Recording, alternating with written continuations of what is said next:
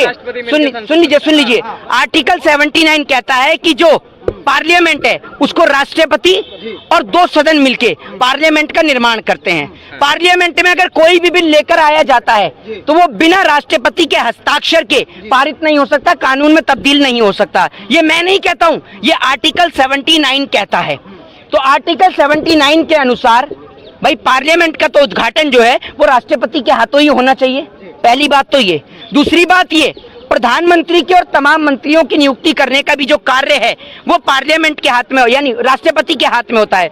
बिना राष्ट्रपति की मर्जी के कोई मंत्री नहीं बन सकता है, कोई प्रधानमंत्री नहीं बन सकता है, तो उसमें भी राष्ट्रपति का ही हस्ताक्षर चलते हैं। तो राष्ट्रपति के हाथों क्यों नहीं हो रहा है, पहला सवाल। दूसरी बात यह कि 28 तारीख को ही क्यों पार्लियामेंट का उद्घाटन हो रहा है, क्यों 14 अप्रैल को नहीं हुआ, क्यों 26 जनवरी को नहीं हुआ और क्यों 2 अक्टूबर को नहीं हुआ, ये दूसरा सवाल। आप में से मुझे कोई बताएगा क्या है 28 में? आपको दिक्कत क्या है अगर 2 अक्टूबर को हो जाता? आपको दिक्कत क्या थी अगर 14 अप्रैल को हो जाता? सावरकर का जन्मदिन है इसलिए आप लोग है, लेकिन भाजपा ने तो ये नहीं कहा कि सावरकर के जन्मदिन के हिसाब से। अच्छा एक बात आप मुझे बताइए, नहीं एक बात आप मुझे बताइए, आप जो कह रहे हैं सावरकर का जन्मदिन है तो गॉडसे के जन्मदिन पे भी कर देते, क्यों नहीं करते? आप कर लीजिए ना।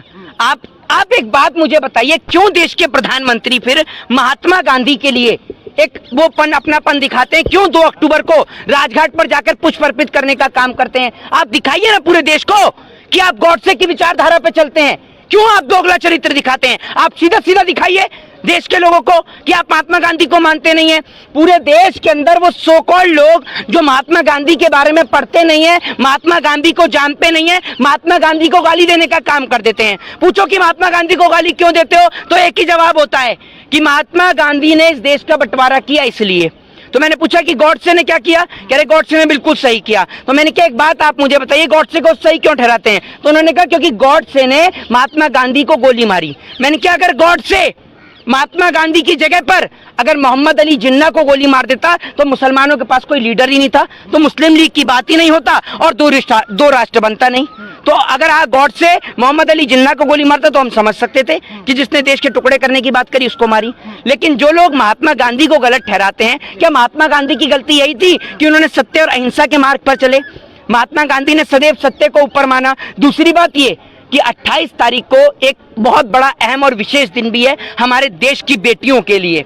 अभी आपने देखा होगा कि यहाँ पर पहलवानों ने प्रेस कॉन्फ्रेंस करी, जिस प्रेस कॉन्फ्रेंस के जरिए उन्होंने बताया कि तमाम जो किसान पंजाब से आ रहे हैं और जो तमाम लोग जो आ रहे हैं वो सिंधु बॉर्डर पर आकर रुकेंगे, जो उत्तर प्रदेश के लोग हैं वो गाजीपुर बॉर्डर पर आएंगे और जो बाकी के जो लोग हैं जो जंतर मंतर पर पहुंचेंगे, यहाँ से शांतिपूर्ण तरीके से जहाँ पर भी उनको रोका जाएगा, स्टॉप किया जाएगा, वहीं पर बैठकर नारी शक्ति अपनी पंचायत करेगी। ये 28 तारीख का एक ऐतिहासिक दिन रहेगा जब इस देश की नारी शक्ति अपना बाहुबल दिखाएगी सत्य और अहिंसा के मार्ग पर चलते हुए। इस देश के अंदर नारी को बहुत कमजोर किया गया, इस देश के अंदर नारी को कागज की तरह मरोड़ दिया गया, लेकिन इन्हें नहीं पता कि इस देश की नारी जब दुर्गा का रूप धारण करती है तो किस तरीके से असुरों का सर्वनाश करती है, वो इस देश में दोबारा आपको देखने को मिलेगा। और इस देश की स्थिति ये है कि आज जब यह आंदोलन चल रहा है तो देश के कोने कोने से कई ऐसी बेटियां उठ कर आ रही हैं जिनके साथ यौन शोषण हुआ,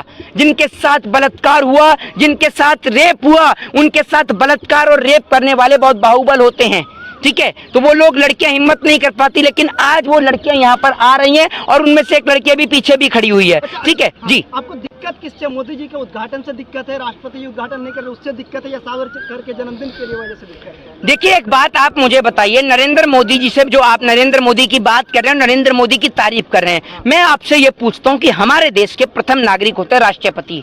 इस देश के अंदर कोई भी व्यक्ति राष्ट्रपति जी के लिए कुछ नहीं कह सकता। मैं राष्ट्रपति का सम्मान करता हूं, मेरे देश के राष्ट्रपति हैं और मैं चाहता हूं, क्योंकि राष्ट्रपति किसी भी पार्टी, किसी भी दल और किसी भी संगठन के नहीं होते, राष्ट्रपति पूरे देश के होते हैं। तो मैं चाहता हूं कि मेरे देश की पार्लियामेंट का उद्घाटन मेरे देश के माननीय राष्ट्रपति के हाथों हो। ये हमारे लिए बड़े गौरवहीन बात होगी कि जब हमारे देश की राष्ट्रपति हमारे देश की नई पार्लियामेंट का उद्घाटन करेंगी। आपको आपत्ति क्या है? आप बताइए अपनी आपत्ति। मोदी जी कर दे तो दिक्कत क्या आ रही है? डंका जो बजा रहे पूरे वर्ल्ड में डंका बजा रहे। एक बात आप मुझे बताइए, कल को अगर नरेंद्र मोदी कहेंगे कि सारे पत्रकार अपने अपने घर जाकर बैठ जाएं, पत्रकारिता मैं ही करूंगा, वैसे भी आप कुछ नहीं करते, आप भी तो उनकी दलाली ही करते हैं, तो अगर मोदी जी कल को कह देंगे कि मैं ही पत्रकारिता कर लेता हूं तो आप अपने घर बैठ जाएंगे?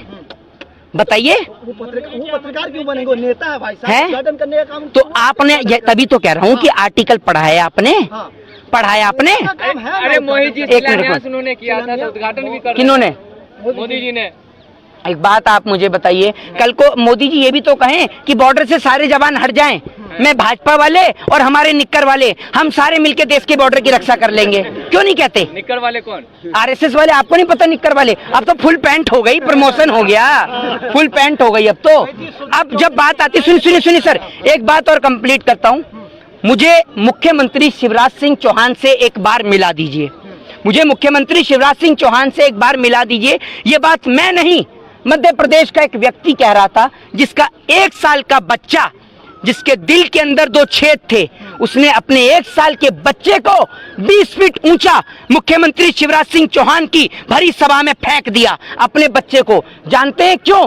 पिछले 6 महीने से वो बाप दर बदर की ठोकरें खा रहा था। मोदी जी जिस आयुष्मान योजना की बात करते हैं ना, वो आयुष्मान योजना के कागज जो हैं वो कूड़े के ढेर में पड़े हैं। कोई आयुष्मान योजना के तहत इलाज नहीं होता। वो व्यक्ति पिछले 6 महीने से सरकार से गुहार लगा रहा था कि मेरे बेटे की इलाज करा दीजिए, मेरे बेटे का इलाज करा दीजिए, क्योंकि उसके 1 साल के बेटे के दिल में 2 छेद हैं। जब उसकी किसी ने नहीं सुनी, तब वो मुख्यमंत्री शिवराज सिंह चौहान के सभा में जाता है और वहां पर अपने 1 साल के बच्चे को 20 फीट ऊंचा फेंक देता है। इसके बाद उससे मुख्यमंत्री मिलते हैं। सोच लीजिए इस देश की स्थिति क्या है।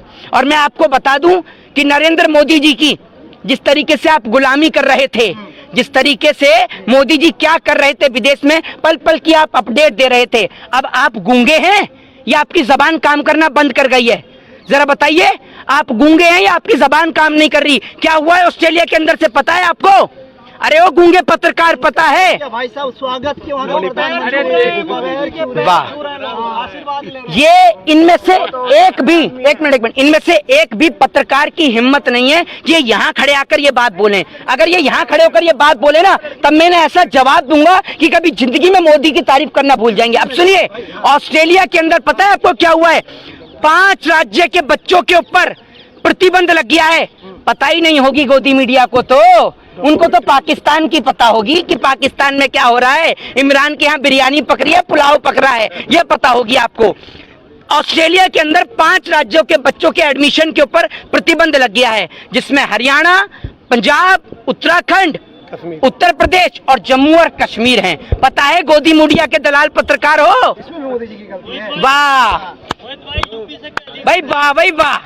एक बात आप मुझे बताइए, कल तक आपके प्रधानमंत्री ऑस्ट्रेलिया में थे, ऑस्ट्रेलिया से भी लिया है ना पनौती, और जिस दिन मोदी जी ऑस्ट्रेलिया से लौटे, वहां की 7 मंजिला इमारत में आग लग गई।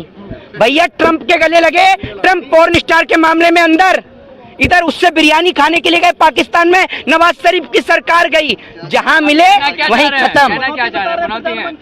मैं तो चाहता हूं कि एक बार इस देश की गोदी मीडिया से भी गले मिले, ताकि इस देश की गोदी मीडिया का भी संकट कटे कम से कम। संसद का क्या होगा अगर वो पनौती कह रहे हैं आप उनको, तो संसद का क्या होगा? किसका? संसद अगर उद्घाटन कर देंगे तो उसका क्या होगा? अच्छा एक बात आप मुझे बताइए, साल 2014 से पहले संसद नहीं चलती थी? नहीं कह रहे हैं कि वो पनौती है। अरे भूकंप विरोधी संसद बन के तैयार हुई है, काहे आप जो लोग विरोध कर रहे हैं? अच्छा भूकंप विरोधी, एक मिनट, संसद तो आपने भूकंप विरोधी बना दिया, लेकिन जो देश की जनता जो फुटपाथ पर सोती है, कभी देखा है आपने?